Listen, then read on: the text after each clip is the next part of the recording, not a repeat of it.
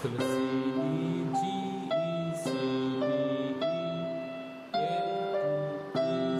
ই F এর নিচে জি পড়ছে আর ইসির নিচে সি পড়ছে, মানে পুরো লাইনটা একবারই হবে তো, ওই প্রথমের লাইনটা একবারই হবে। তারপর D C G C second line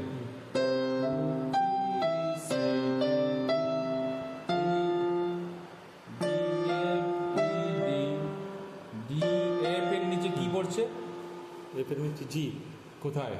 ওই যে এটা এফ, ডিএফ এর নিচে কি পড়ছে? ডিএফ এর নিচে ডিএফ এফ পড়ছে, হ্যাঁ, আর ই আর ডি এর নিচে জি পড়ছে। তাহলে ডিএফ